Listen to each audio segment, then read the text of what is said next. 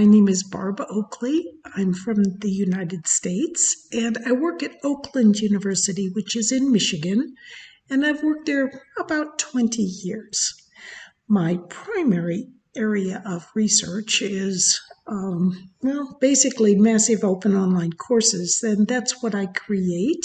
And my work involves translating neuroscience so that we can have practically useful information to help us in things like teaching better. So, what inspired me was I was writing a book about how to learn effectively in STEM sorts of topics, that is, science, technology, engineering, and math. And I saw that there was the ability to make online courses that was coming out, massive open online courses, or MOOCs, or what they were called.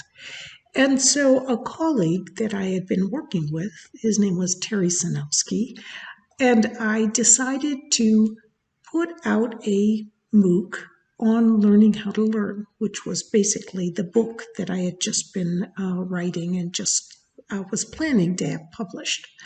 So I remember when they approved that we would be able to do this course, I felt like I was just absolutely overwhelmed because I had no idea how to create a massive open online course. I mean, I'd never even done anything with video before.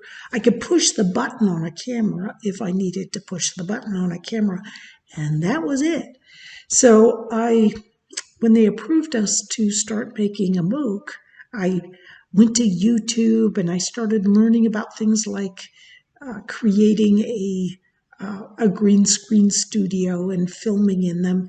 And I worked for about 9 months. Every bit I could, I would be working on it. And my co-instructor, Terry Sanowski, was, of course, working on the side with his sorts of contributions. And I remember looking at how many people were enrolled. And first it was like 20,000 people, 80,000 people, 100,000 people, then 200,000 people. I was just crazed. I was such a nervous wreck. And then the course rolled out and it went really quite smoothly. I was shocked. So that does tell you that careful preparation can help a lot. But I also think that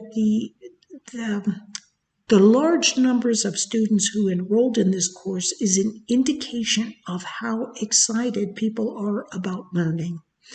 So it isn't just learning in the same old way, the things we've always been told about how to learn.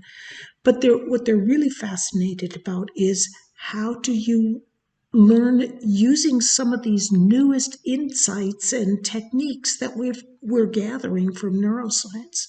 So that's what the course Learning How to Learn on Coursera was about. And of course, we couldn't resist making it a little bit humorous. So we have a lot of funny stuff going on there, but it's also very deep. We didn't just give the same old stuff from education that kind of presumes you know nothing about neuroscience because it's too hard. Actually, neuroscience, you can use a lot of information from neuroscience if you just learn about it using metaphors and analogies.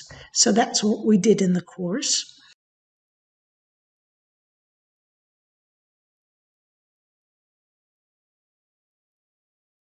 So I don't really think that hiring practices have changed all that much in the last 10, 15 years.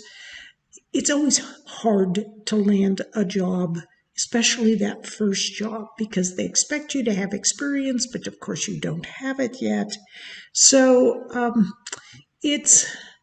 think it's really quite the same, except that when it comes to coding, you can get away without a 4-year degree if you have some really good skills that you've acquired in other ways, as for example, through a boot camp.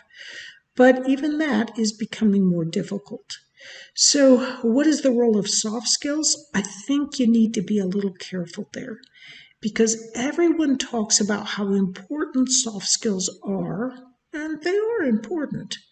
But at the same time, a lot of times people who are talking about the importance of soft skills are the people who have the soft skills that they want to sell you on. They don't have the hard skills. But the hard skills are, if you don't have them, you can't do the job. So soft skills are nice, but they're a nice decoration. If you're trying to differentiate yourself and you have some good common sense and you're able to work with others, that's really all people are looking for.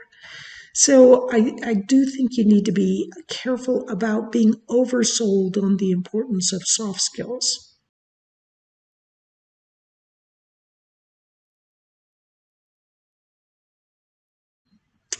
I think it depends a lot on the country. Country by country, I think there's some improvement in some subject areas.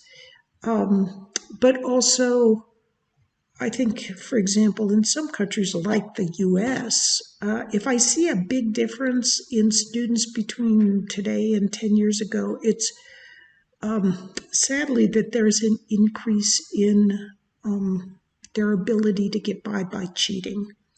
So, why is that?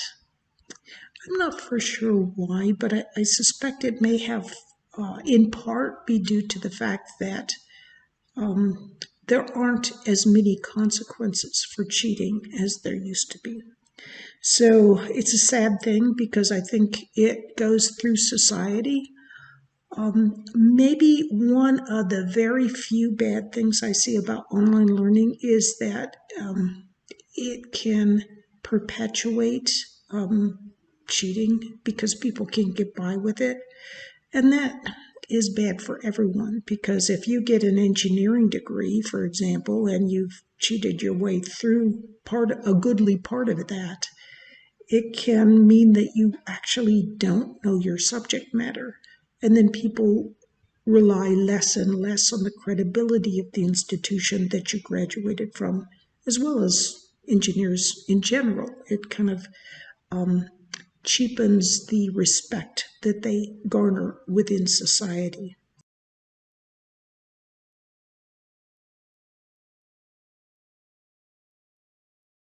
It goes back to that, the same thing it has always been, and that is if you impress instructors and colleagues with your knowledge and know how, there's sometimes, or even quite often, a way to get a job just because it's word of mouth. Uh, many years ago, like maybe 4 or 5 decades ago, there was a paper published by Mark Granovetter called The Strength of Weak Ties. And that paper basically talked about the way to get jobs is really to just know a lot of people. It's not to have a few good friends, but simply to know a lot of people because it's that word of mouth with someone maybe you didn't know very well, but they knew of a job that was coming up and you're able to get it just through those weak ties that you have. So if you work in teams, for example, in a class, it's you're getting to know more people. And just knowing more people is a great way to get a job. So again, we're seeing much the same phenomenon going on now as we saw 30, 40 years ago. So it's not really quite it's not very different.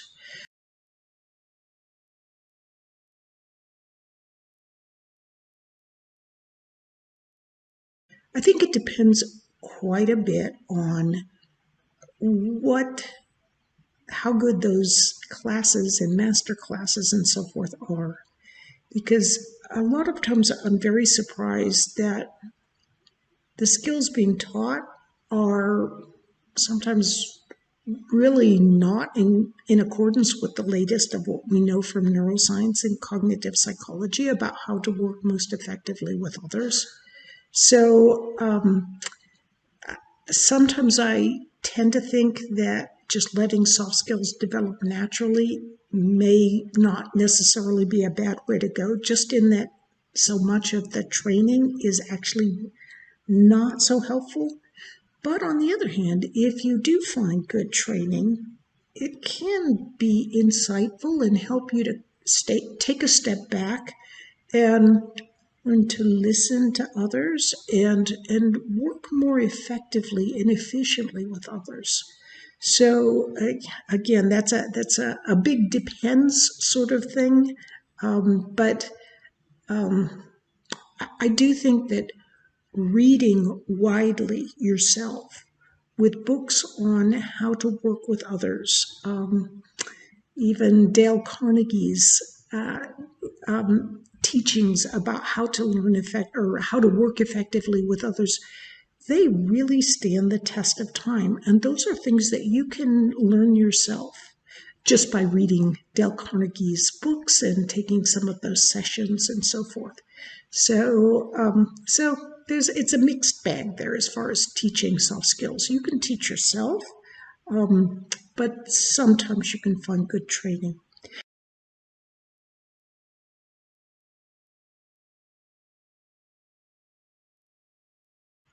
Hard skills are important, and every time you introduce soft skills into a hard skills program, you're losing time to teach hard skills. So I just think you really need to be careful, because you can learn a lot of soft skills on your own. It's easier to learn than the hard skills.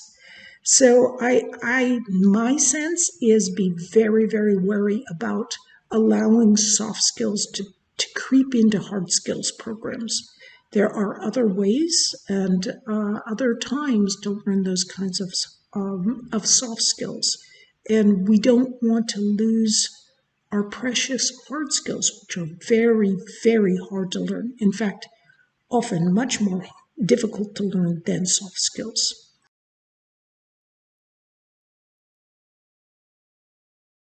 I don't know, about 10. It's a lot. But I do think that it's very clear being able to write well, often writing well in English, sad to say, but that's a pretty handy skill to have. A lot of people just don't know how to write well, and they're not taught how to write well through the school systems. So if people have that as a soft skill, that is a great one to have. And similarly, the ability to speak in public. It can be very hard to learn to speak in public. And I know for me, it's just not easy to do.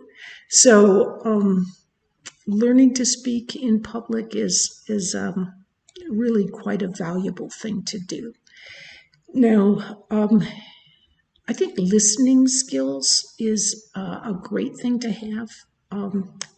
In other words, really learning to listen when someone is saying something and ask good, perceptive questions. This is a little bit hard to do in that sometimes people babble. And I mean, I know because I can do it myself. But learning to listen in a way that you're eliciting the key ideas that you need to know, and you're not wasting time by listening to a lot of extraneous information, but you're also able to kind of in a very nice way move forward. That is a very, very difficult skill to learn. And if you learn how to do that, you can be a great manager. So I think with that, I would like to say thank you so very much for allowing me to share with you here today. You're on the front lines of helping others, much more so than I am. And so it is an honor and a privilege to share with you today here at Central Asia Nobel Fest. Thanks so much. Nobel Fest.